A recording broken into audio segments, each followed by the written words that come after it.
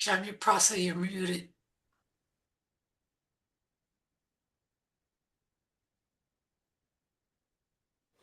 You can hear me now? Jai.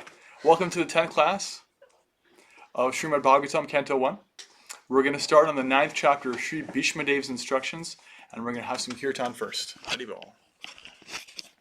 And we're dedicating this kirtan to our friend Kylie. Haribol. Love you, Kai.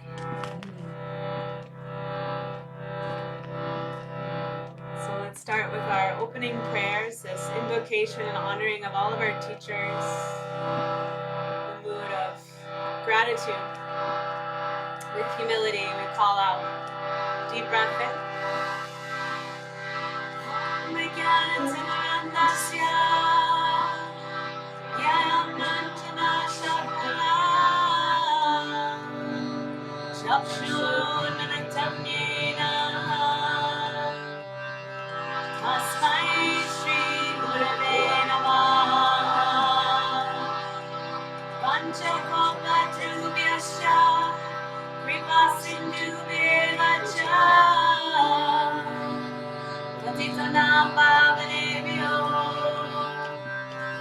Vaishnavebhyo namo namah. Jaya Shri Krishna Chaitanya Prabhu Nityananda Shri Advaita Gadadhar Shri Vasudeva Gaura Bhakta Vrinda. Hare Krishna Krishna Krishna Hare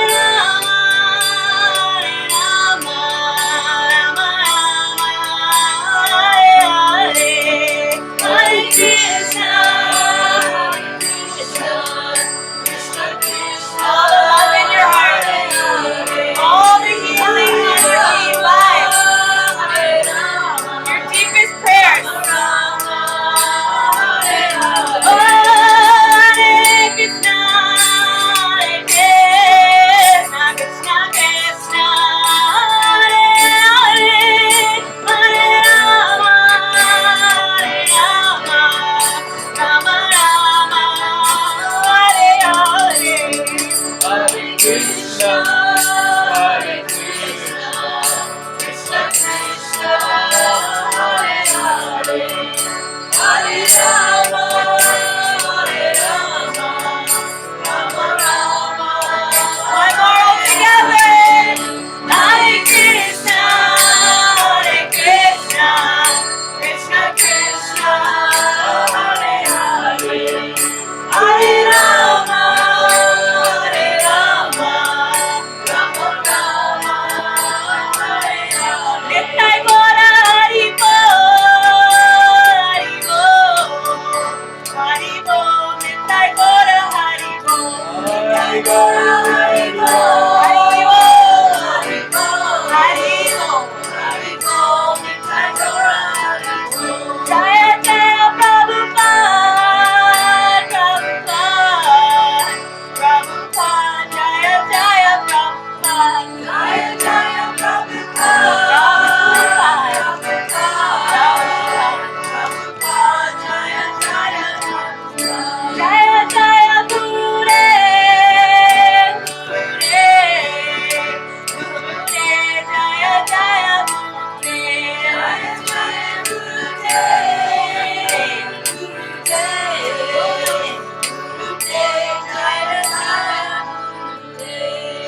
Shri Shri Krishna Bhagavan ki, Shri Shri Lord Chaitanya Mahaprabhu ki, Shri Shri Radha Govinda ki,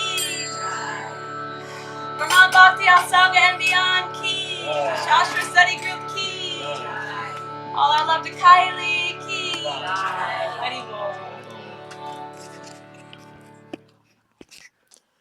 Om Jnanatimirandhasya Jnananjana Shrakaya Chakshurunmilitam Yena Tasma Shri Gurave Namaha Vanchakalpatarupyascha Kripasantubhya Eva Cha Patitanam Pavanebhyo Vaishnavebhyo Namo Namaha Jaya Shri Krishna Chaitanya Prabhu Nityananda Shri Advaita Gadadhara Shri Vasari Gaura Bhaktivedanta Hare Krishna, Krishna Krishna, Hare Hare, Hare Rama, Rama Rama, Hare Hare, Hare Krishna. All right. We had such nice reflections in the chat. We were reflecting on this 8th chapter, Kunti's prayers, incredible prayers, like world famous prayers. And also there was some nice reflections on the introduction because it was Gaur Purnima last Tuesday, a week ago. And we were reading Srila Prabhupada's introduction, kind of like some homework, just on our own time, and hearing about Lord Chaitanya, because Srila Prabhupada made that decision to have the introduction to the Bhagavatam be like a mini sketch biography of Lord Chaitanya's life and pastimes. And we had some beautiful reflections on what bhakti lessons we've read and we've received, in our Sangha and on our hearts, and how we see that reflected in Lord Chaitanya's life. So let's have some of those Chaitanya reflections or Bhagavatam reflections before we jump into this 9th chapter, which is Grandfather Bhishma powerfully giving instruction to Yudhishthira and all the rest of us. Haribol. Great crew today. We got 6 people in person. It's so good to be here. Yeah. Right back at you. Okay. Yes, Rini. I really found that very interesting, that introduction, because I had never read about Lord Chaitanya. Yeah. And his, I didn't really know how that all happened. And Yeah. it was really interesting, birth to death, and just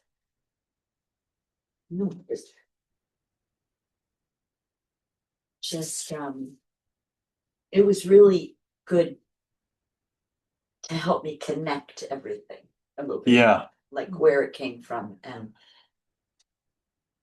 all of the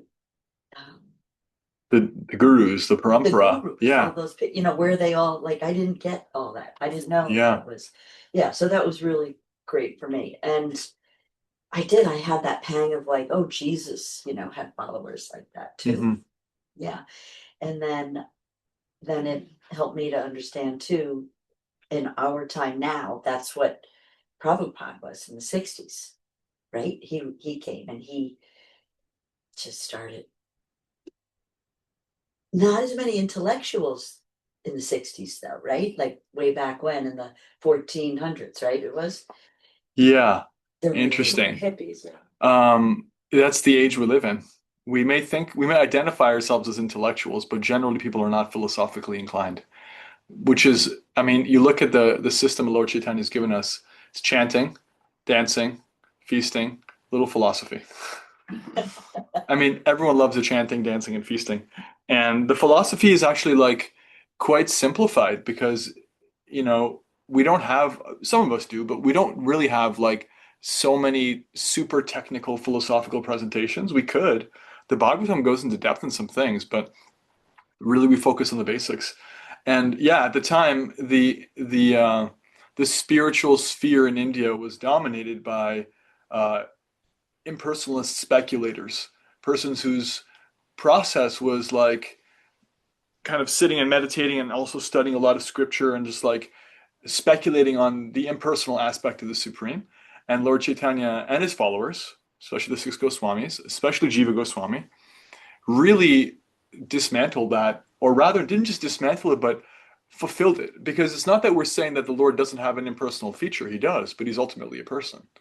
He's ultimately a person. So he's that full-fleshed philosophy was there, whereas the philosophy is the same. It hasn't changed, but people are just like they're not really dedicated to, abstract philosophical speculation and contemplation. It's like what touches the heart is the sweetness, right. you know. But he was so sweet in that he listened first to all of Always, them. yeah, And then when they were finished, then he yeah, gave his side, his story, his background, and his beliefs. And then they would all be like, oh yeah. yeah, I mean, I was just like, oh, oh. yeah. Both philosophically and also just in the sweetness of his demeanor, he was very captivating. Yeah, like I think there's two incidences in the introduction I've referred to, if I recall. One is when Mahaprabhu he interacted with Prakashananda Saraswati, who was like um, an impersonalist sannyasi, like monk, and he was like the leader of a bunch of impersonalist sannyasis in the city of Varanasi. And another one was a teacher called um, oh wow, the name is eluding me right now, but in Bengal, where he was a teacher to a variety of impersonalists, and Lord Chaitanya sat and listened to him for 7 days. And It's impressive. And he was yeah, like, he was kind and compassionate towards other yeah, Start with an S. Sarvabhauma Bhattacharya. Yeah, That's right. Thank you. We went to his house. we did. You were just there. Nancy has her hand up. Go ahead, Nancy. Thank you. Thank you. I had read this before, so I didn't get to read it all again this time, which I will. I will do it. But what impressed me, you can correct me if I'm wrong, but think about Lord Chaitanya appearing so that with the complexion of Radha and with a combination of Radha and Krishna, and that he uh, came to really understand the relationship and this deep love that a person or we can have for Krishna. And that, Krishna just really loved to play. And so that from the time that Krishna was here, we would hear stories from Vyasadeva through the Srimad Bhagavatam, but really it was Lord Chaitanya with his mission, as well as him having his Goswamis, their mission to write and to really start to develop more of an outreach to the world about Krishna that I don't think was really necessarily there except to scholars before. The Brahmanas would read it, Definitely. but Lord Chaitanya really had to, okay, let's get it out there. He's going to do Sankirtan wherever and everywhere, but at the same time, he really mentored quite a few incredible scholars to really give us more than just the Srimad Bhagavatam. That's what everybody's reading is the like the books that Shakti was showing us. So now offshoot of the mission of Lord Chaitanya. Yeah, Lord Chaitanya's mood has always been one of overriding compassion, and so there is this great opening of the storehouse of love of God. It's described poetically in the Chaitanya Charitamrita. They broke it open, plundered the contents, the Panchatattva did, and they shared it with other people widely, not considering who was qualified, who was not qualified. And the magic of the nature of such sharing is that the more that they gave, the more that the contents multiplied. That was always his mood. Very, very liberal, very open, equal opportunity to those within the Varnashrama system, to those completely outside of the Varnashrama system with no qualifications at all, socially, politically, ethically, even. The process itself is rectificatory, which means like if somebody's like not even able to understand, or they're just so-called supposedly not pure enough, the process itself purifies one to the point where one can actually receive its full gift, which is love of Krishna, love of God. And yeah, that was a big shift. That was a big shift. And not everybody appreciated it, interestingly. Not everybody appreciated it. Even then, even among his contemporaries, those who were attached to the status quo, the way things were, whether they were like, maybe they were Brahmanas and they had exclusive access to the teachings or what have you, or they just, some people didn't appreciate the disorder that comes about when people get in the street and start chanting the names of the divine. They're like, hey, what's the deal with this? They would complain to like the Muslim magistrates, hey, shut this down. Actually, they shouldn't be doing this. This is too much. It's never been done like this before. It's not even in our Shastra.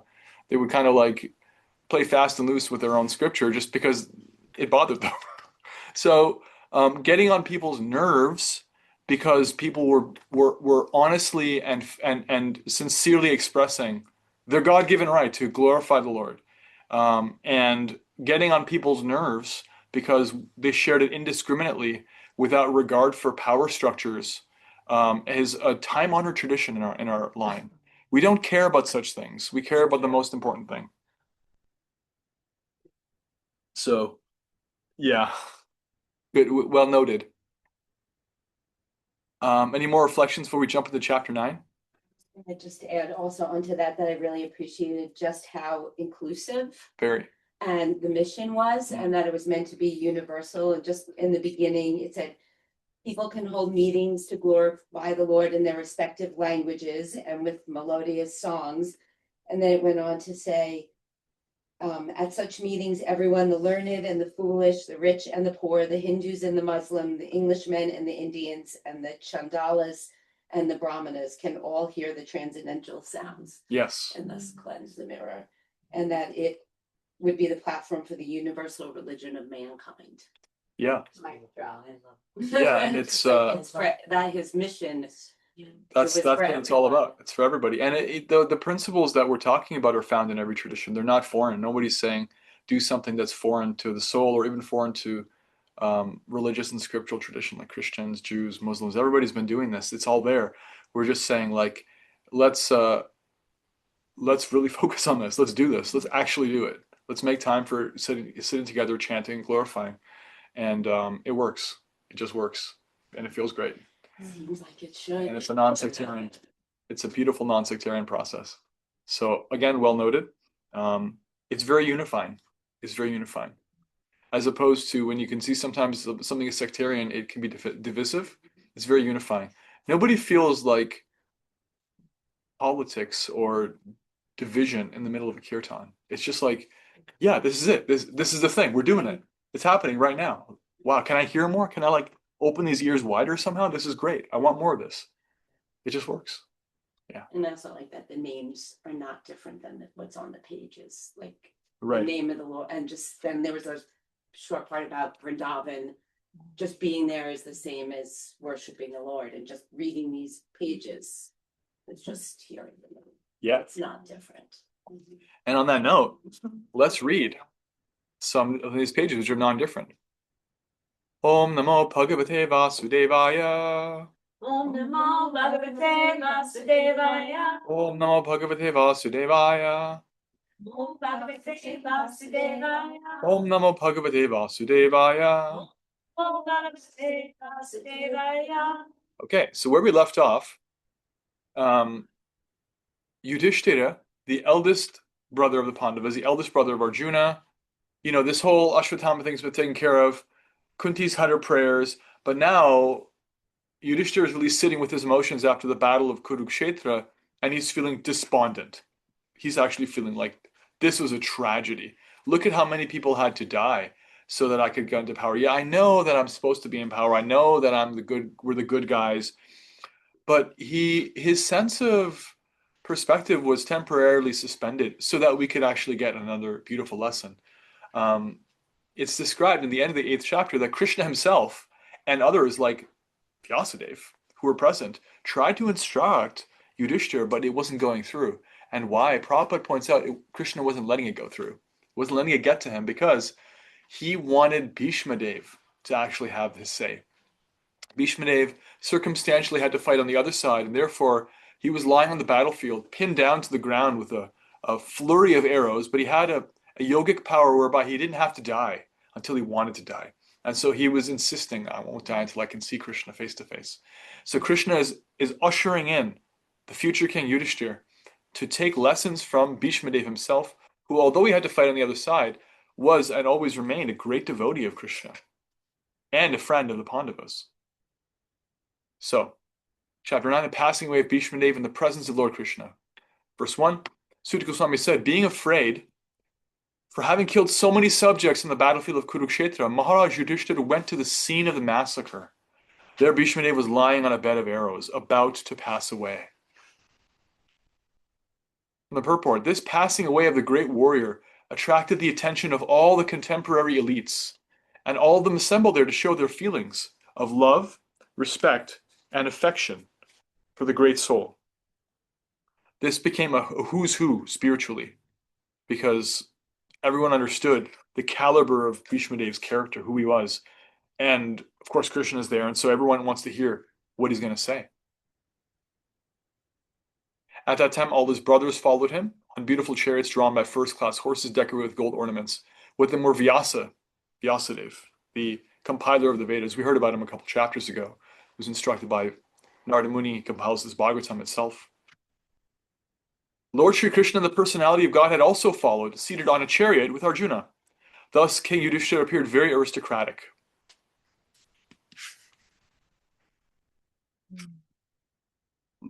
Seeing him, Bhishma, lying on the ground, like a demigod fallen from the sky, the Pandava king Yudhishthira, along with his younger brothers and Lord Krishna, bowed down before him.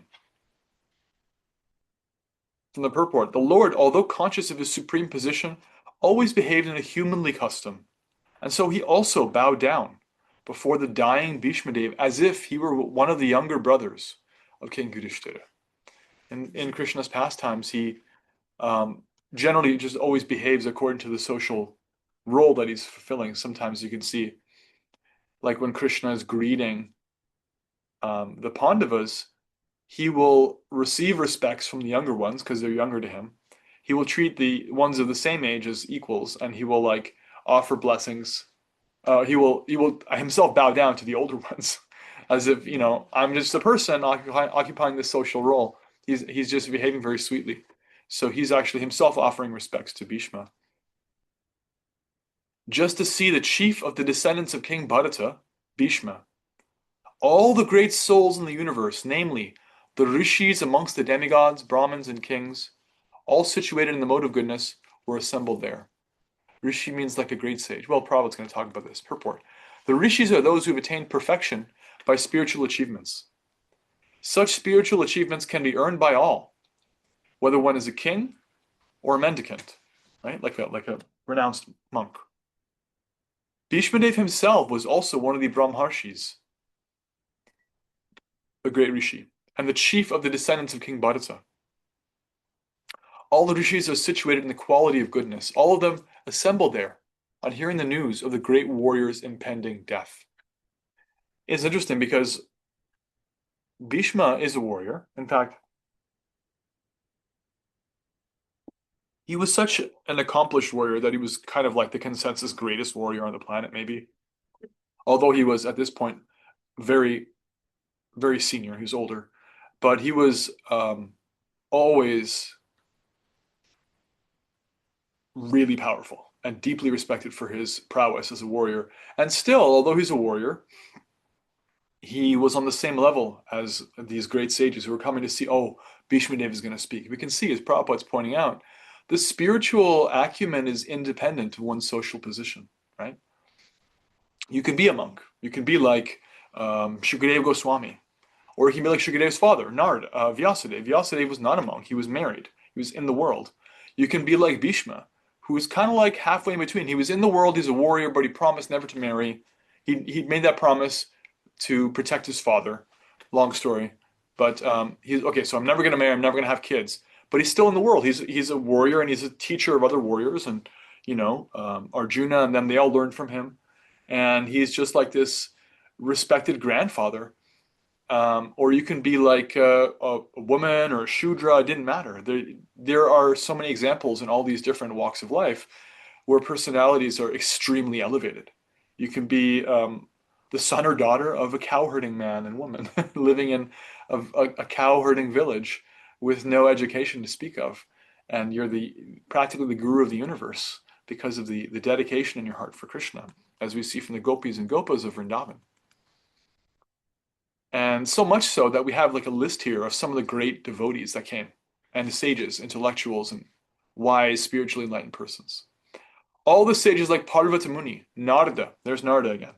He's everywhere. Daumya, Vyasa, the incarnation of God. Vyasa is called the incarnation of God here because he's the Shaktivish avatar, the avatar that is empowered to present scripture. Brihadashva, Bharadvaj, and Parshuram and disciples. Vasishta, Indra Pramada, Trita, Gritsamada, Asita, Kakshivan, Gautama, Atri, Kaushika, and Sudarshana were present. And in these purports, we have Prabhupada kind of like doing a little glossary, a little who's who. He lists a lot of these personalities and gives like a rundown of their lives in summary. So Parvata Muni is considered to be one of the oldest sages. He's almost always a constant companion of Narada Muni. They're also spacemen, competent to travel in the air without the help of any material vehicle. Because Narada Muni, he's in a spiritual body. As we heard at the end of his chapter where he's talking about his story, when he left his body, the one where he started off as just a young boy, son of a maidservant, single mother, when he left his body, he was given a spiritual body. So the Narada we know doesn't live in a material body. He doesn't have birth or death. He has a spiritual body, which allows him access to any material or spiritual plane of existence. So he travels from loka to loka, planet to planet. He can go from the spiritual world to our planet, to a hellish planet, to a heavenly planet, and it's just like free for him. No passport required, no visa. So he's called like a transcendental spaceman. This is a bit about Parvata Muni. Here's some things about Narada Muni. Narada Muni is inevitably associated with the narrations of the Puranas. He is described in the Bhagavatam. In his previous life, he was the son of a maidservant, but by good association with pure devotees, he became enlightened in devotional service. And in the next life, he became a perfect man comparable with himself only. He's so famous that it's very difficult to compare him to anybody. He's like, all time. Everyone knows Narada Muni. In the Mahabharata, his name is mentioned in many places. He is the principal Devarshi, or the chief sage among the demigods. He is the son and disciple of Brahmaji. And from him, the disciplic succession in the line of Brahma has been spread. So that includes our line, right? Our line, Lord Chaitanya actually himself took initiation, although he's Krishna himself. His guru, Ishvara Puri, is a disciple of Madhavendra Puri, is a disciple of this person, that person, goes all the way back to Lord Brahma. Brahma and Narada are actually in our line. So they're like great-great-great-grandfathers of gurus in our line. He initiated Prahlad Maharaj. On Friday mornings, we're reading Prahlad's prayers. So Prahlad is a disciple of Narada.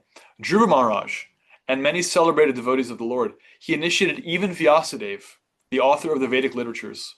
We heard this in chapter 5. Vyasadeva humbly takes shelter of him as guru. And from Vyasadeva, Madhvacharya was initiated, and thus the Madhva Sampradaya, in which the Gaudiya Sampradaya is also included, has spread all over the universe. Sri Chaitanya Mahaprabhu belonged to this Madhva Sampradaya. Therefore, Brahmaji, Narada, Vyasa, down to Madhva, Chaitanya, and the Goswamis all belonged to the same line of disciplic succession. Naradaji has instructed many kings from time immemorial. In the Bhagavatam, we can see that he instructed Prahlad Maharaj while he was in the womb of his mother, and he instructed Vasudeva, the father of Krishna, as well as Maharaj Yudhishthira. Right? There's more of a list. There's a list continues into like Dhaumya, a great sage, Badarayana, another name for Vyasadeva. So Vyasadeva, read a bit about him because we've already heard about him. Also known as Krishna, Krishna Dvaipayana, Satyavati Sutta, Parasharya, Parashuratmaja, Badarayana, Vedavyas, etc. He was the son of Mahamuni Parashara, is Vedavyas, in the womb of Satyavati prior to her betrothal with Maharaj Shantanu, the father of the great general grandfather Bhishma Dev. He is a powerful incarnation of Narayana, and he broadcast the Vedic wisdom to the world. As such, Vyasadeva is offered respects before one chants the Vedic literature, especially the Puranas. Shukadeva Goswami was his son, and the rishis like Vaishampayana were his disciples for different branches of the Vedas. He is the author of the great epic Mahabharata and the great transcendental literature Bhagavatam. The Brahma Sutras or the Vedanta Sutras or Badarayana Sutras were compiled by him. Among sages, he is the most respected author by dint of severe penances. When he wanted to record the great epic Mahabharata for the welfare of all people in the age of Kali, he was feeling the necessity of a powerful writer who could take up his dictation. By the order of Brahmaji, Sri Ganeshji took up the charge of noting down the dictation on the condition that Vyasadeva would not stop dictation for a moment. The Mahabharata was thus compiled by the joint endeavor of Vyasa and Ganesha. Brihadashra, Bharadvaj, Parshuram, Vasishta. Brought people to Vashishta's cave. You guys went to Yeah, Vashishta's we went to Vasishta's cave. It's in along the Ganga. near Hrishikesh. So read about him. The great celebrated sage among the Brahmanas, well known as Brahmarshi Vasishtadev. He is a prominent figure both in Ramayana and Mahabharata periods. He celebrated the coronation ceremony of the personality of Godhead, Sri Rama. He was also present at the battlefield of Kurukshetra. He could approach all the higher and lower planets, and his name is also connected with the history of Hiranyakashipu. There was a great tension between him and Vishvamitra, who wanted his Kamadhenu, wish-fulfilling cow. Vasishta Muni refused to spare his Kamadhenu, and for this, Vishvamitra killed his 100 sons. As a perfect Brahmana, he tolerated all the taunts of Vishvamitra. Once he tried to commit suicide on account of Vishvamitra's torture, but all his attempts were unsuccessful. Etc. Indrapramada, Trita, Gritsamada, Asita. So there's a nice purport, a long purport. And you can read about these great saints, great thinkers, great spiritualists and devotees. On to verse 8. And many others like Shukadeva Goswami and other purified souls, Kashyapa and Angirasa and others, all accompanied by the respective disciples, arrived there. Another purport, going over these personalities, I'll read about Shukadeva Goswami, because Shukadeva is quite important, actually. He's the speaker for much of the Bhagavatam. He's Vyasadev's son. He learns the Bhagavatam from him. He was born, actually, completely realized. But although he was realized in impersonal realization, he himself became attracted to Krishna, the personal aspect. So Prabhupada talks about him here. The famous son and disciple of Sri Vyasadeva, who taught him first the Mahabharata and then Srimad Bhagavatam. Shukadeva Goswami recited 1,400,000 verses of the Mahabharata in the councils of the Gandharvas, Yakshas, and Rakshasas, and he recited Srimad Bhagavatam for the first time in the presence of Maharaj Parikshit.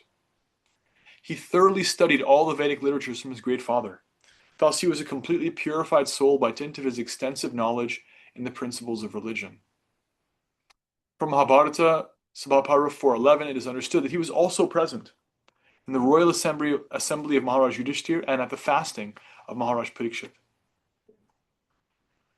That pastime is going to manifest very, very soon. So we haven't heard about Parikshit so much, except we know he was in the womb when Ashvatthama tried to kill him with a mantra weapon aimed at him because he wanted to wipe out the last of the line. And Parikshit was in the womb, he was not born yet. And so his mother, Uttara, loudly called for help. Krishna saved him. So he's not born yet, but as we're going to see, he was also a great devotee. And due to circumstances which we'll get into later in this canto, he was cursed to die. And he accepted the curse. So he decided to just sit on the banks of the Ganges and fast. And when he did, Shukadeva Goswami came and became his teacher. As a bona fide disciple of Sri Vyasadeva, he inquired from his father very extensively about religious principles and spiritual values. And his great father also satisfied him by teaching him the yoga system by which one can attain the spiritual kingdom, the difference between fruitive work and empiric knowledge, the ways and means of attaining spiritual realization, the 4 ashramas, namely the student life, the householder's life, the retired life, and the renounced life, the sublime position of the Supreme Personality of Godhead, the process of seeing him face to face, the bona fide candidate for receiving knowledge, the consideration of the 5 elements, the unique position of intelligence, the consciousness of the material nature and the living entity, the symptoms of the self-realized soul, the working principles of the material body, the symptoms of the influential modes of nature, the tree of perpetual desire, and psychic activities. Sometimes he went to the sun planet with the permission of his father and Naradaji. There's a description of Kashyapa, who is going to appear later in the Bhagavatam, particularly Canto 6 and 8. So they're all coming to hear from Bhishma Dev. Yeah. Verse 9. Bhishma Dev, who is the best amongst the 8 Vasus, received and welcomed all the great and powerful rishis who were assembled there, for he knew perfectly all the religious principles according to time and place.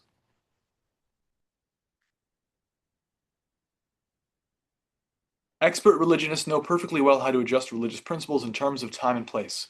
All the great acharyas, or religious preachers or reformers of the world, executed their mission by adjustment of religious principles in terms of time and place. There are different climates and situations in different parts of the world, and if one has to discharge his duties to preach the message of the Lord, they must be expert in adjusting things in terms of the time and place.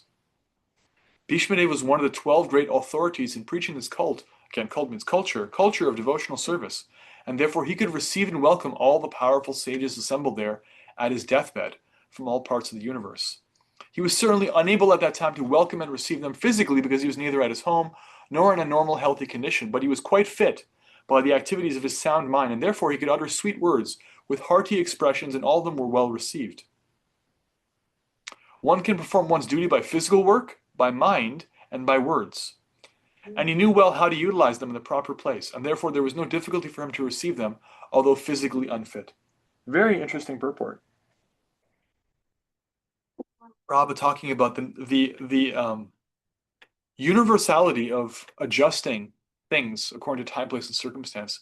If we look back, according again to the Bhagavatam, Canto 1, Chapter 4, Verse 1, there's a nice purport there that I read when we first came on it, where Prabhupada talks about the meaning of realization, which is to share that which has been given to you without modifying it or making it different, but to present it in such a way that your audience can actually receive it, which is exactly what he's saying here, that reformers of the world execute their mission by adjustment of religious principles in terms of time and place.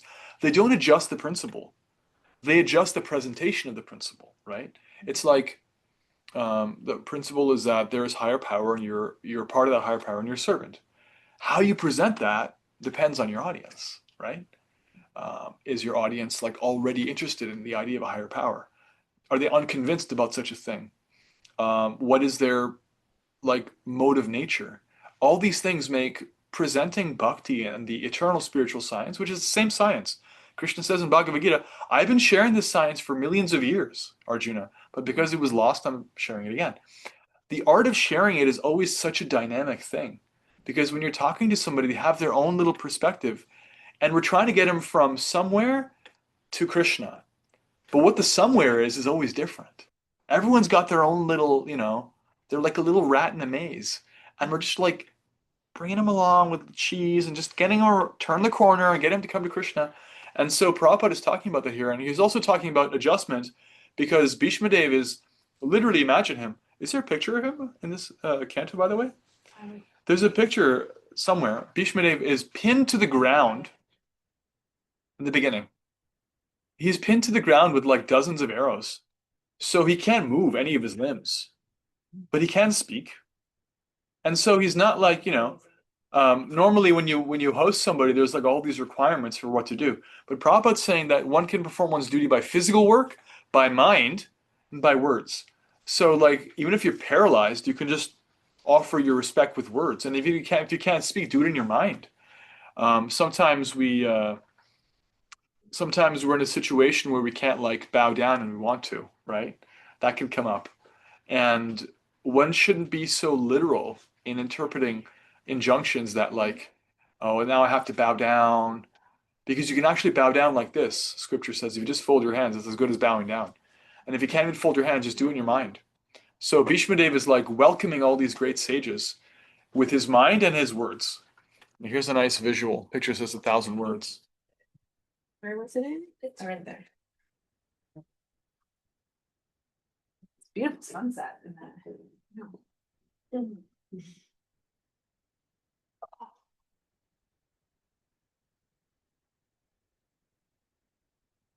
Yeah.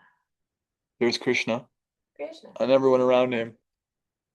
Very interested to hear what he has to say. There's Narada Muni, there's Brahma. And there's a very somber mood because, he's passing away. Mortally wounded. They know he's not going to survive. But they also deeply want to hear what he has to say. Okay, continuing.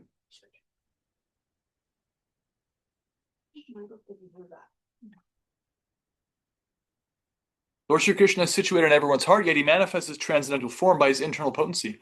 This very Lord was sitting before Bhishmadev, and since Bhishmadev knew of his glories, he worshipped him duly.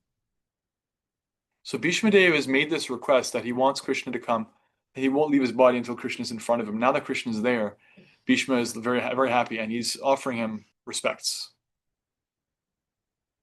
The sons of Maharaj Pandu, the Pandavas, Arjuna, Bhima, Yudhishthir, Nakula Sahadev, were sitting silently nearby, overtaken with affection for their dying grandfather.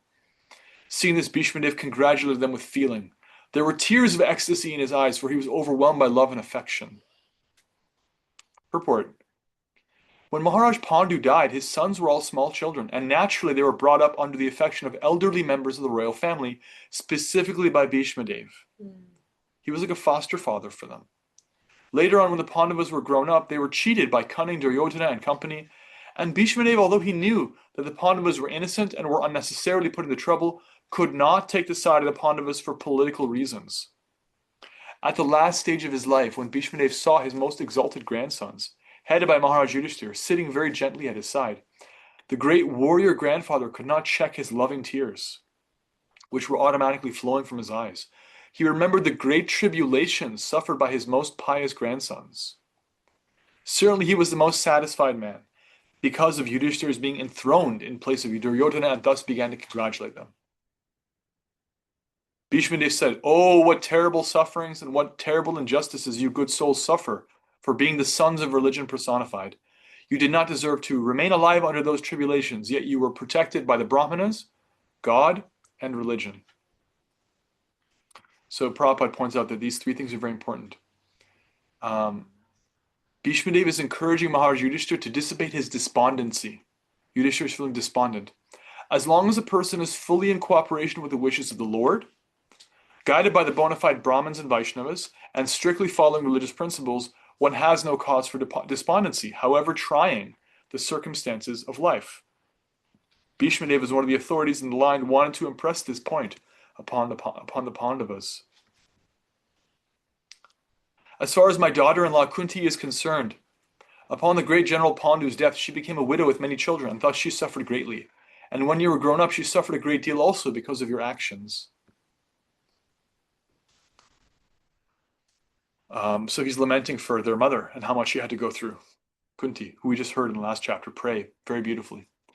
In my opinion, this is all due to inevitable time. Is she there? Is she there? I don't know. It's not clear. Okay. In my opinion, this is all due to inevitable time, under whose control everyone and every planet is carried, just as the clouds are carried by the wind. From the purport. Similarly, the inevitable Kala or time controls even the action of the air and other elements. Everything, therefore, is controlled by the supreme Kala, time, a forceful representative of the Lord within the material world. Thus, Yudhishthira should not be sorry for the inconceivable action of time. Everyone has to bear the actions and reactions of time as long as one is within the conditions of the material world. Yudhishthira should not think that he had committed sins in his previous birth and is suffering the consequence. Even the most pious has to suffer the condition of material nature. But a pious person is faithful to the Lord, for they are guided by the bona fide Brahmins and Vaishnavas, following the regulative principles. These three guiding principles should be the aim of life: the Lord, religious principles, and the devotees. One should not be disturbed by the tricks of eternal time. Even the great controller of the universe, Brahmaji, is also under the control of that time. Therefore, one should not grudge being thus controlled by time, despite being a true follower of religious principles. This is a constant lesson. Bhagavatam is never saying, if you worship Krishna, you'll never suffer in this world. It's saying, if you worship Krishna, you'll persevere. Oh, how wonderful is the influence of inevitable time. It is irreversible. Otherwise, how can there be reverses in the presence of King Yudhishthir, the son of the demigod controlling religion? Bhima, the great fighter with a club, the great bowman Arjuna with his mighty weapon Gandiva, and above all, the Lord, the direct well-wisher of the Pandavas. Saying, how could all this happen in front of such pious persons and to them, even in the presence of Krishna? Very famous verse now, verse 16. Nahyasya karijid rajan puman veda vititsitam yad vijignasaya yukta mohyanti kavayopihi. Mohyanti means bewildered. O king, no one can know the plan of the Lord, Sri Krishna. Even though great philosophers inquire exhaustively, they are bewildered. From the purport, the bewilderment of Maharaj Yudhishthira over his past sinful acts and the resultant sufferings, etc., is completely negated by the great authority Bhishma, one of the 12 authorized persons. Bhishma wanted to impress upon Maharaj Yudhishthira that since time immemorial, no one, including such demigods as Shiva and Brahma, could ascertain the real plan of the Lord. So what can we understand about it? It is also useless to inquire about it. Even the exhaustive philosophical inquiries of sages cannot ascertain the plan of the Lord. The best policy is simply to abide by the orders of the Lord without argument. The sufferings of the Pandavas were never due to their past deeds. The Lord had to execute the plan of establishing the kingdom of virtue, and therefore his own devotees suffered temporarily in order to establish the conquest of virtue.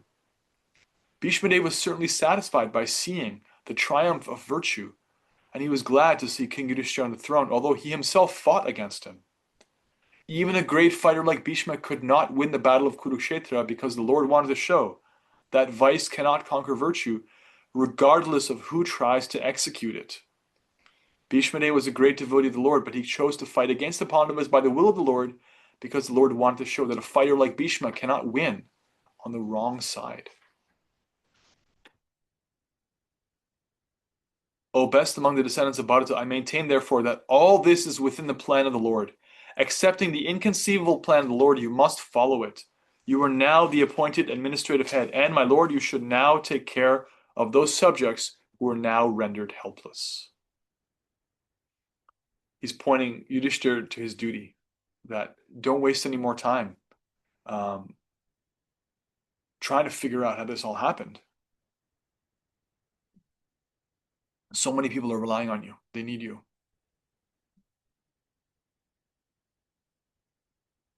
This Sri Krishna is no other than the inconceivable original personality of Godhead. He is the first Narayana, the supreme enjoyer. But he is moving amongst the descendants of King Vrishni, just like one of us. And he is bewildering us with his self-created energy. So here we have Bhishma Dev directly stating the divinity of Krishna, helping Yudhishthira come to the point. When we hear about how Bhishma Dev is one of these 12 authorities, the word given is Mahajana, great authorities. This is in reference to a verse in the 6th canto, where Yamaraj, the demigod who's responsible for sending people who die into like whatever temporary situation they need to get purified, and because of that, he's like granted practically divine levels of knowledge of what everyone's intentions and activities were in their life. And he's himself a great authority. He lists 12 authorities, such as Narada Muni, such as Lord Shiva, such as Lord Brahma, and Bhishma Dev is in that list. Yamaraj is also in that list.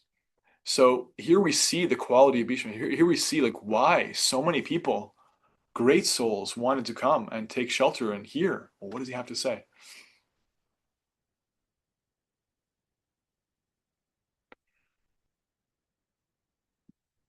Okay, continuing. Verse 19. O king, Lord Shiva, Narada, the sage amongst the demigods, and Kapila, the incarnation of Godhead, all know very confidentially about his, Krishna's, glories through direct contact. So here's a list of the 12 authorities. Brahma, Narada, Shiva, the Kumaras, which are, there are 4 of them, but they count as one here. Kapila Muni, Manu, which is Swayambhuva Manu. Manu is a post. This is Swayambhuva Manu specifically. Prahlad, Bhishma, Janaka Maharaj, that's Sita's father, the father of Sita Devi, the wife of Lord Ram. Shukadeva Goswami, Baldi Maharaj, and Yamaraj. Bhishma Dev, although one of them has mentioned only 3 important names of the 12 who know the glories of the Lord.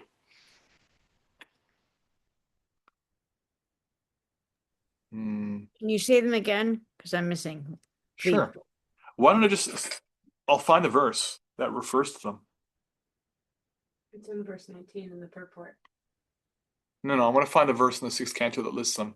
Oh, okay. There's a verse in Canto 6. We're going to do a little skill testing pop quiz. Canto 6, chapter 3. Yamaraj instructs his messengers.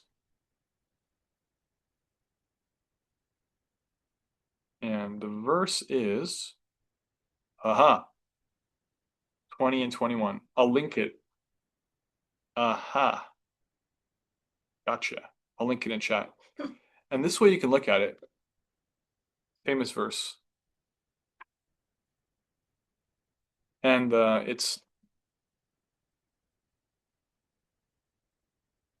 Brahma, Narada, Shiva, the 4 Kumaras, Kapila Dev, Swayambhuva Manu, Prahlad Maharaj, Janaka Maharaj, Bhishma, Bali Maharaj, Shukadeva Goswami, and Yamaraj. Those are your 12 authorities. It's not an exhaustive list. It doesn't include Vyasadeva. It doesn't include Lakshmi Devi, who's married to the Lord, and she's like actually the founder of an entire sampradaya. But it's 12 particularly notable devotees.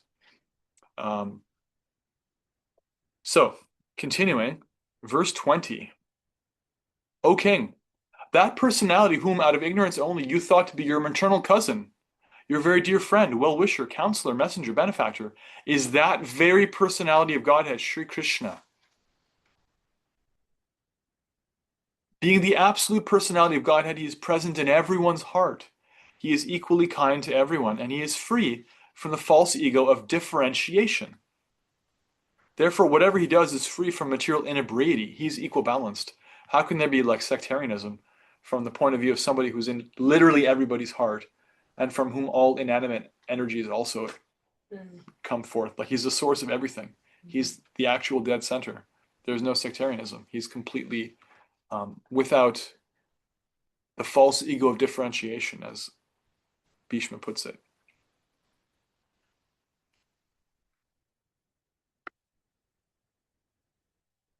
Yet, despite his being equally kind to everyone, he has graciously come before me while I'm ending my life, for I am his unflinching servitor. From the purport, the appearance of Lord Krishna at the deathbed of Bhishma is due to his being an unflinching devotee of the Lord. Arjuna had some bodily relation with Krishna because the Lord happened to be his maternal cousin, but Bhishma had no such bodily relation. Therefore, the cause of attraction was due to the intimate relation of the soul. Yet, because the relation of the body is very pleasing and natural, the Lord is more pleased when he is addressed as the son of Maharaj Nanda, the son of Yashoda, the lover of Radharani. This affinity by bodily relation with the Lord is another feature of reciprocating loving service with the Lord. In other words, Krishna is sometimes called Yashodanandana, the son of Yashoda, because he chooses to appear as Yashoda's son. Or Radhanatha, the Lord of Radharani, right? She loves him so much. So there's this like reference to his relationships, but actually he's everybody's Lord. He's everybody's father. And so although Bhishma was not related to him in the Leela, in the pastimes, Krishna is appearing to him because Bhishma was a great devotee. The personality of Godhead who appears in the mind of the devotee by attentive devotion and meditation, and by chanting of the holy name, releases the devotee from the bondage of fruitive activities at the time of their quitting the material body. Bhishma is talking about what happens at the time of leaving the body. Right? From the purport. By practice of yoga or linking up in the service of the Lord, one is recognized by the Lord himself, as it is explained in the Bhagavad Gita concerning the highest perfectional stage of samadhi. The Lord calls such a rare devotee the best amongst all the yogis. That's the conclusion of the 6th chapter. At the end of the 6th chapter, Krishna says, the best of all yogis is the one who's always linked with me in devotion. Of the Bhagavad Gita. From the Bhagavad Gita. Such a perfect yogi is enabled by the divine grace of the Lord to concentrate their mind upon the Lord with a perfect sense of consciousness. And thus, by chanting his holy name before quitting the body, the yogi is at once transferred by the internal energy of the Lord to one of the eternal planets where there is no question of material life and its concomitant factors. Such material life is produced by material desires only.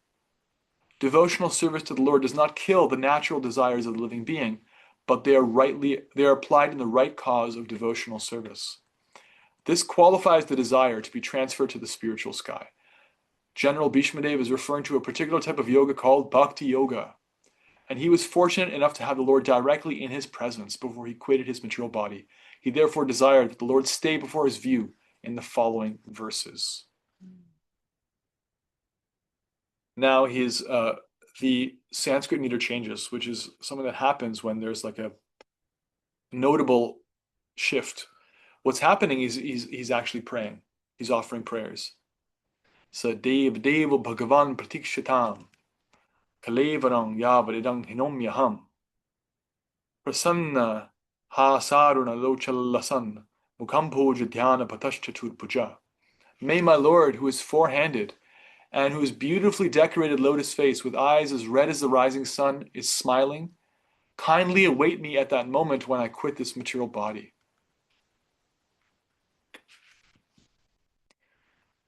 Suta Goswami said, Maharaj Yudhishthir, after hearing Bhishmadev speak in that appealing tone, asked him in the presence of the great rishis about the essential principles of various religious duties. So now, Yudhishthir is getting one final lesson from his grandfather. So he knows he has to be king. He's like, give me a summary of what I need to know about the duties of everybody and how to guide them as a king. At Maharaj Yudhishthir's inquiry, Bhishmadev first defined all the classifications of castes and orders of life in terms of the individual's qualification. Then he systematically, in twofold divisions, described counteraction by detachment and interaction by attachment. So there's a nice description here of the varnashrama, the social orders. The varnashram dharma is prescribed for the civilized human being just to train them to successfully terminate human life. Self-realization is distinguished from the life of the lower animals engaged in eating, sleeping, fearing, and mating. Bhishmadev advised for all human beings 9 qualifications. 1, to not become angry. 2, to not lie. 3, to equally distribute wealth. 4, to forgive. 5, to beget children only by one's own legitimate wife. 6, to be pure in mind and hygienic in body.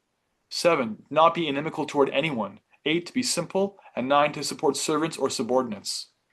One cannot be called a civilized person without acquiring the above-mentioned preliminary qualities. This is not even spiritual. This is just how to be a human being. If you're not like forgiving, if you're inimical to others, if you don't distribute wealth, oof, how about that one? Yeesh. Then you're not even considered a civilized human being. Doing great. Besides these, the Brahmins, intelligent men, the administrative men, the mercantile community, and the laborer class must acquire special qualities in terms of occupational duties mentioned in all the Vedic scriptures. For the intelligent person, controlling the senses is the most essential qualification. It is the basis of morality. Sex indulgence, even with the legitimate wife, must also be controlled, and thereby family control will automatically follow. An intelligent man abuses his great qualifications if he does not follow the Vedic way of life.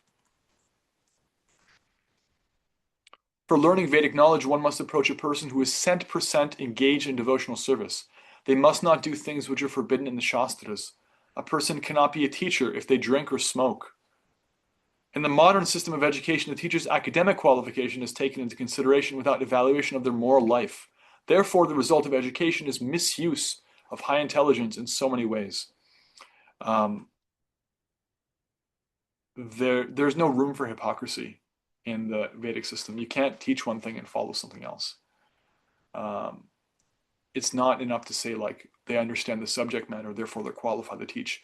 The teacher position is actually one where you have to demonstrate purity of activity, because it's very damaging when somebody teaches something and they don't follow it themselves.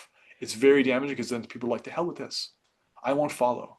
Just look at what happens when children don't respect their parents because their parents don't bother to follow the same thing they're teaching. The whole thing falls apart. It's like, I don't follow you, I don't listen to you. Society doesn't work unless somebody somewhere is following to the highest degree. Then they can say something, right? Then there's some respect. So the teacher is not put at the bottom of the system. You pay them a salary, and anybody who like comes to the school, they must teach them. They're a servant of anybody who comes. No, the teacher is actually independent. They're a very, very high position. And in order to function that way, they have to be very controlled in their senses and have very high character. So there's a hint of this here. Very, very important. And then Prabhupada is talking about, in summary, all the different duties of all the different orders. The Kshatriyas, the administrative class. They're advised to give charity and not accept charity in any circumstances. They must not be nonviolent. They have to actually be ready to use their physical prowess to protect people. Whereas like a teacher or a Brahmin must be peaceful and nonviolent, a Kshatriya must be ready and willing to be courageous to protect others physically if necessary. They're not inclined to violence, but they're prepared to protect others, because unfortunately, if there's nobody doing that, then you're just going to have people take advantage of others. So those in this order have to be ready to and qualified to act courageously. Talking about battle, there's like a reference here. In fighting, the king or president should never return home without being hurt by the enemy. The so-called king of today never visits the warfield. He is very much expert in artificially encouraging the fighting strength in the hope of false national prestige. As soon as the administrative class is turned into a gang of mercantile and laborer men, the whole machinery of government becomes polluted. It's not a leader. Anybody who sends other people to die and won't fight themselves is not a leader. They're not actually worth following. But these are the compromises made in Kali Yuga. So Vaishyas, merchants, they have to protect the cows, they have to protect the natural resources, they have to give in charity. Shudras, Shudras have to be protected from misusing their energy and wealth in sinful activities. The higher caste should always look after the maintenance of the Shudras. Yeah. They have to be fed, taken care of. If you give somebody who does not qualified the capacity to have great wealth in an unrestricted way, they're just going to abuse it and degrade themselves. It's not good for them. So this is like a glimpse at like the social order that was intact, how people were taken care of in different ways. And it's really impossible to take any one or two or a few of these things and try to institute them outside of that context, because they all rely on each other.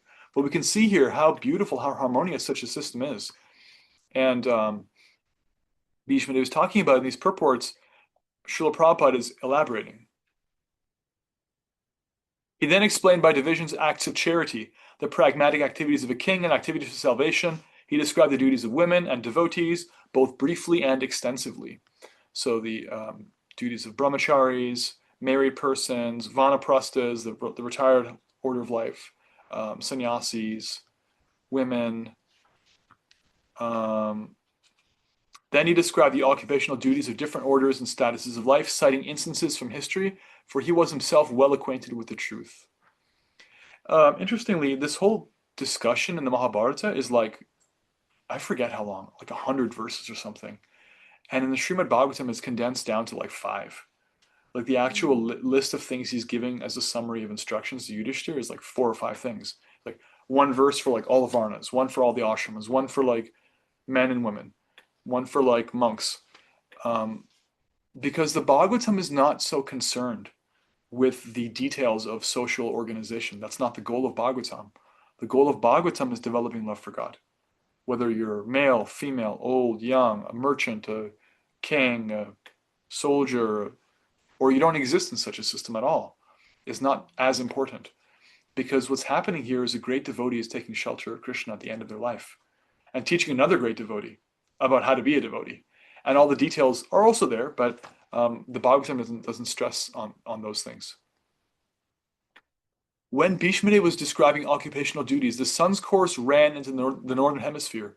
This period is desired by mystics who die at their will. There's a discussion in the 8th chapter of Bhagavad Gita about how ones who are perfect in yogi, who are perfect in yoga, they'll want to leave at a certain time. When they practice the mechanical aspects of yoga, they'll like leave their body at a certain time, and their results will depend on such things. But for devotees, it's not so important. But Bhishma actually did this. He actually left at the most auspicious time. It's called Makara Sankranti. It happens in January. So we see like the battle of Kurukshetra was in December, because that's when Bhagavad Gita was spoken. So he's been sitting there. Like they fought for a couple of weeks. He's been sitting there for some time, and he leaves his body like in early January during Makara Sankranti. Verse 30.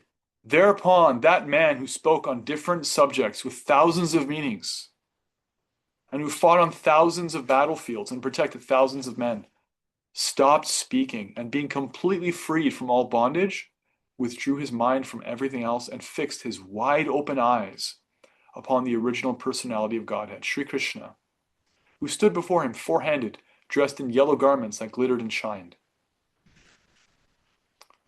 Purport. In the momentous hour of leaving his material body, Bhishmadev set the glorious example concerning the important function of the human form of life. The subject matter which attracts the dying person becomes the beginning of their next life. Therefore, if one is absorbed in thoughts of the Supreme Lord Sri Krishna, they are sure to go back to Godhead without any doubt. Prabhupada quotes here, he paraphrases Bhagavad Gita chapter 8, verses 5 to 15, which basically say the exact same thing. That's what that chapter is about, what happens at the time of death and how to cultivate consciousness of Krishna.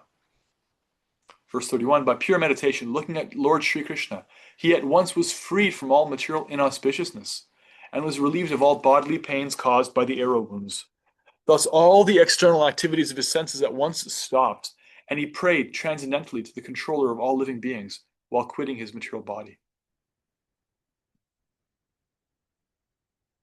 Bhishmadev said, let me now invest my thinking, feeling, and willing, which were so long engaged in different subjects and occupational duties, in the all-powerful Lord Sri Krishna.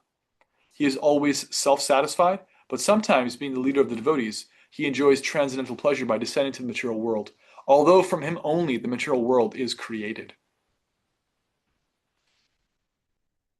Sri Krishna is the intimate friend of Arjuna. He has appeared on this earth in his transcendental body, which resembles the bluish color of the tamala tree.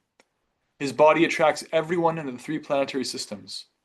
May his glittering yellow dress and his lotus face covered with paintings of sandalwood pulp be the object of my attraction, and may I not desire fruitive results. On the battlefield where Sri Krishna attended Arjuna out of friendship, the flowing hair of Lord Krishna turned ashen due to the dust raised by the hoofs of the horses. And because of his labor, beads of sweat wetted his face. All these decorations, intensified by the wounds dealt by my sharp arrows, were enjoyed by him. Let my mind thus go onto Sri Krishna.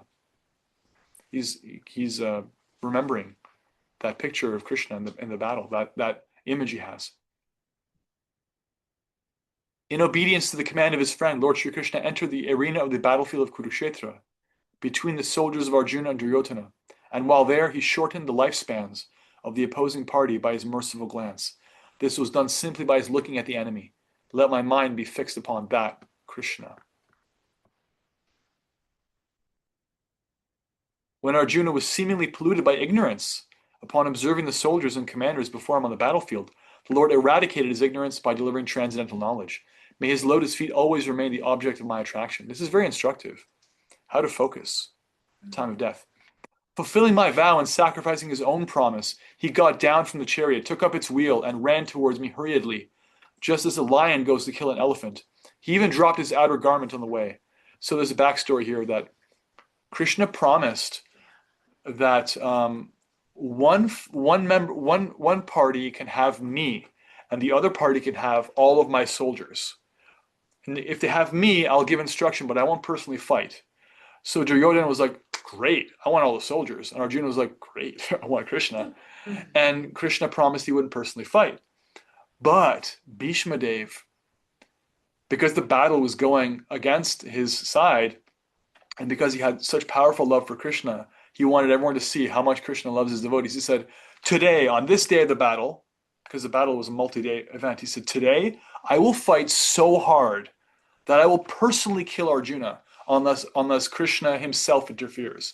That is how powerfully I will fight today. Watch. And he did. He was so powerful, he was going to kill Arjuna.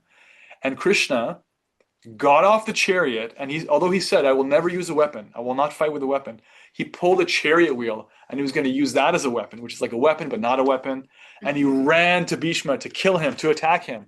And Bhishma just like stood there, spreading his arms in his chest, ready to receive it, because this is what he wanted. He wanted to just die in the presence of Krishna. But the rule of the battle was when the sun went down, the battle was over for the day. And that's when the sun went down. So the battle ended. So he's saying, just see how much he loves his devotee. He broke his own promise to make my promise come true, because he knew I would kill Arjuna. But I knew he would never let it happen. He would break his own word for me. May he, Lord Sri Krishna, the personality of Godhead, who awards salvation, be my ultimate destination. On the battlefield, he charged me as if angry because of the wounds dealt by my sharp arrows.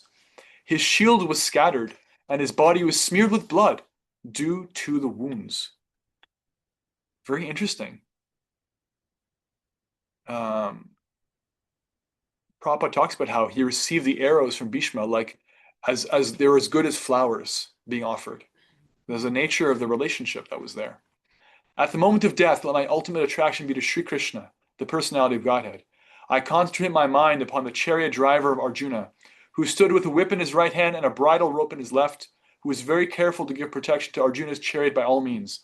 Those who saw him on the battlefield of Kurukshetra attained their original forms after death. They were liberated just because Krishna was there. Let my mind be fixed upon Lord Sri Krishna, whose motions and smiles of love attracted the damsels of Vrindavan, Vrajadam, the gopis. The damsels imitated the characteristic movements of the Lord after his disappearance from the rasa dance. So even he is taking shelter of the gopis here, saying that he's the Lord of the gopis. May I remember him.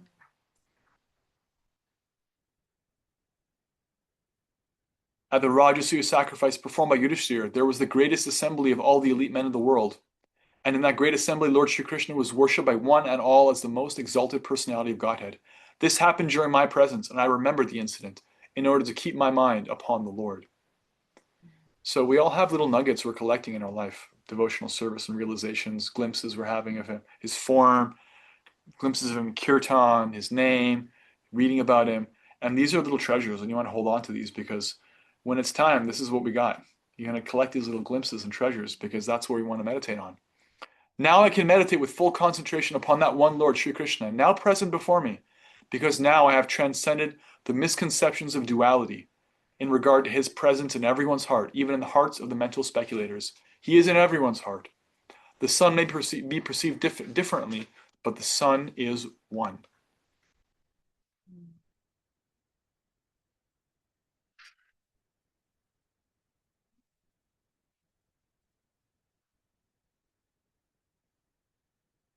Thus Bhishmadev merged himself in the supersoul Lord Sri Krishna. With his mind, speech, sight, and actions, and he became silent, and his breathing stopped. Knowing that Bhishmadev had merged into the unlimited eternity of the Supreme Absolute, all present there became silent like birds at the end of the day. Thereafter, both men and demigods sounded drums in honor, and the honest royal order commenced demonstrations of honor and respect. From the sky fell showers of flowers. After performing funeral rituals for the dead body of Bhishmadev, Maharaj Yudhishthira was momentarily overtaken with grief. All the great sages then glorified Lord Sri Krishna. Then all of them returned to their respective hermitages, bearing always Lord Krishna within their hearts. Thereafter, Maharaj Yudhishthira at once went to his capital, Hastinapur, accompanied by Lord Sri Krishna, and there he consoled his uncle and aunt Gandhari, who was an ascetic. These are the mother and father of Duryodhana, the losing party. After this, the great religious king, Maharaj Yudhishthira, executed the royal power in the kingdom strictly according to the codes of religious royal principles approved by his uncle and confirmed by Lord Sri Krishna. End of chapter. Okay.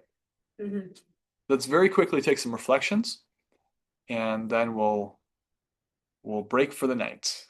What did you hear? What stood out?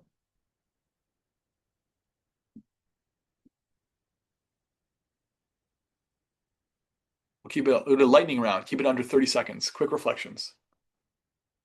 You said Krishna is the actual dead center, Krishna is the center. and then he's in all living beings Yeah. as a super soul, and then in the end, one of those last That's verses. what Bhishma said. I'm free from the misconception that he's only in some people's hearts. He's in everyone's heart. And he merged into the super soul.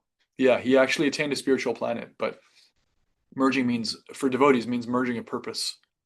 He doesn't lose his spiritual identity. We don't actually there's no merging ultimately. There's no you don't become God, but he gives up that body and he's going back to Godhead.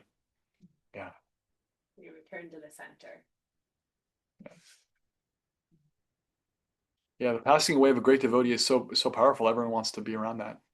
And it rains flowers. Yeah, the demigods are celebrating. They knew what happened. More reflections?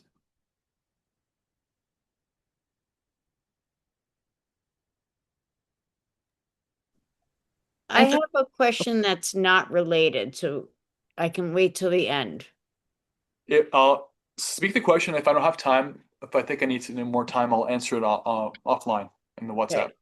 Okay. Do you know what this is?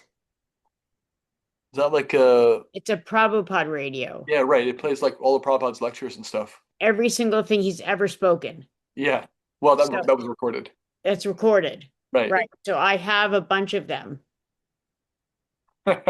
And You're very yeah, welcome. I got a bunch of them. I don't know if anybody is interested, so I just wanted to put that out there. If you're interested, just contact Oh. me. I love that.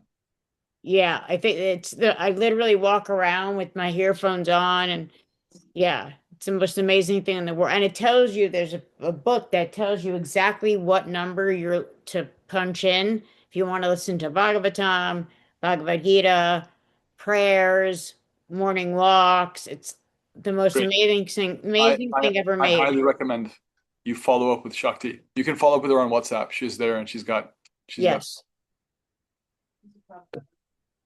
Yeah. Jai, more reflections.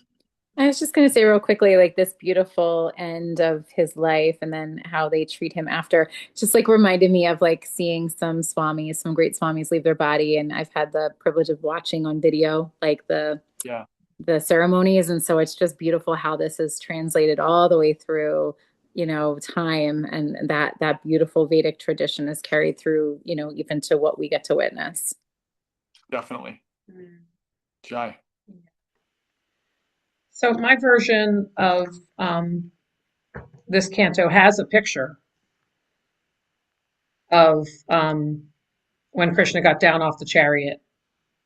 Nice. I don't know if let's share it. Let's see it. Is that the one that you showed, Shamir? Or? No, this is from the battle. Yeah. Beautiful scene. Yeah. Thank you.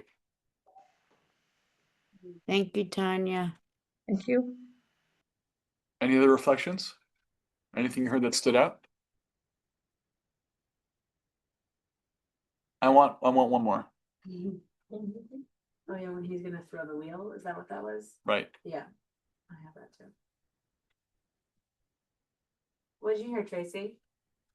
Narada Muni is a spiritual spaceman. Yeah. Yeah. I'm gonna pray to him and ask him for teleportation.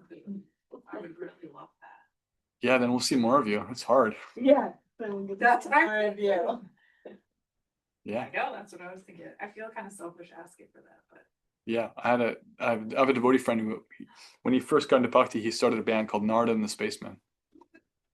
Yeah. Okay. Laura, you have something?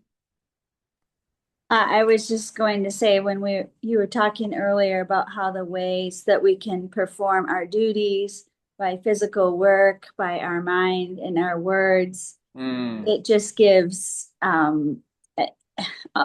it feels doable. Yeah, it's encouraging, right? Yes. Yeah.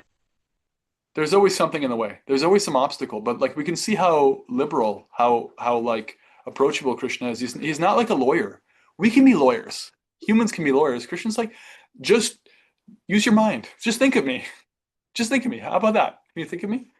And you can use your words. You can use your money. You can use your attention. You can use your body. You can bow down. So many things you can do. And if you can't do one, do the other. And there's always an opportunity. So I also felt very encouraged by that. Thank you. Jai. Okay, Srila Prabhupada ki jai, Srimad Bhagavatam ki jai. So for this week, please reflect in the WhatsApp chat anything you heard from this beautiful Canto 1, Chapter 9. And we're going to start Chapter 10 next week. And we're getting closer and closer. These next few chapters are a little bit faster paced. We're going to go a little bit faster. I think we're going to get to the end sooner rather than later. More than one chapter per week. Hare Krishna, Krishna Krishna, Hare Ram, Ram Ram, Hare Hare. Thanks, everyone. Thanks for the in-person crew, the online crew, the YouTube crew, the Spaceman crew. Shout out to Kylie. Done.